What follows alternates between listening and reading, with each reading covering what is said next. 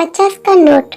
एक व्यक्ति ऑफिस में देर रात तक काम करने के बाद थका हारा घर पहुंचा।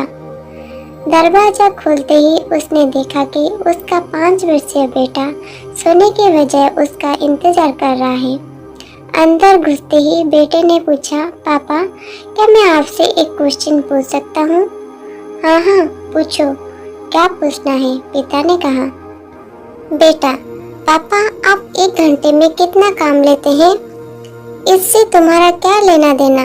तुम ऐसे बेकार के सवाल क्यों कर रहे हो? पिता ने झुंझलाते हुए उत्तर दिया, बेटा मैं बस यूं ही जानना चाहती हूँ, प्लीज बताइए कि आप 1 घंटे में कितना कमाते हैं? पिता ने गुस्से से उसके तरफ देखते हुए कहा, 100 रुपए। अच्छा, बेटे ने मासूमियत से सर झुकाते हुए कहा, पापा क्या आप मुझे 50 रुपए उधार दे सकते हैं? इतना सुनते ही वो व्यक्ति आग बबूला हो उठा।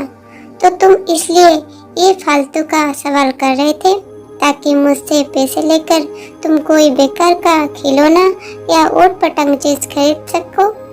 चुपचाप अपने कमरे में जाओ और सो जाओ। सोचो तुम कितने सेल्फिश हो। मैं दिन रात मेहनत करके पैसे कमाता हूँ और तुम उसे बेकार के चीजों में बर्बाद करना चाहते हो। ये सुने बेटे के आंखों में आंसू आ गया और वो अपने कमरे में चला गया। व्यक्ति अभी भी गुस्से में था और सोच रहा था कि आखिर उसके बेटे की ऐसा करने की हिम्मत कैसे हुई। पर एक आधे घंटे बीतने के बाद वो थोड़ा शांत हुआ और सोचने लगा कि हो सकता है कि उसके बेटे ने सच में किसी जरूरी काम के लिए पैसा मांगा हो, क्योंकि आज से पहले उसने कभी इस तरह से पैसे नहीं मांगे थे। फिर वो उठकर बेटे के कमरे में गया और बोला, क्या तुम सो रहे हो? नहीं, जवाब आया। मैं सोच रहा था कि शायद मैंने बेकार में ही तुम्हें डांट दिया। दरअसल दिन भर के काम में मैं बहुत थक गया था। व्यक्ति ने कहा, आई एम सॉरी, ये लो अपने 50 रुपए। ऐसा कहते हुए उसने अपने बेटे के हाथ में 50 के नोट रख दी। थैंक यू पापा, बेटा खुशी से पैसे लेते हुए कहा और फिर वो तेजी से उठकर अपने अलमारी की तरफ गया। वहां से उसने ढेर सारे सिक्के निकाले और धीरे धीरे उन्हें गिनने लगा। ये देखे व्यक्ति फिर से क्रोधित होने लगा। जब तुम्हारे पास पहले से ही पैसे थे तो तुमने मुझसे और पैसे क्यों मांगे? क्योंकि मेरे पास पैसे कम थे पर अब पूरे हैं।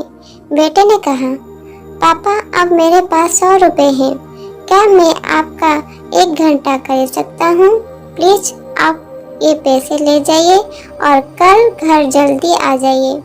मैं आपके साथ बैठकर खाना खाना चाहता हूँ। दोस्तों, इस तेजी रफ्तार जीवन में हम कई बार खुद को इतना बिजी कर लेते हैं कि उन लोगों के लिए ही समय नहीं निकाल पाते जो हमारे जीवन में सबसे ज़्यादा इम्पोर्टेंस रखते हैं। इसलिए हमें ध्यान रखना होगा कि इस आपाधापी में भी हम अपने माँ बाप, जीवन साथी, बच्चों और पवित्र मित्रों के लिए समय निकालें, वरना एक दिन हमें भी एहसास होगा कि हमने छोटे मोटे चीज़ों पाने के लिए कुछ बहुत बड़ा खो दिया।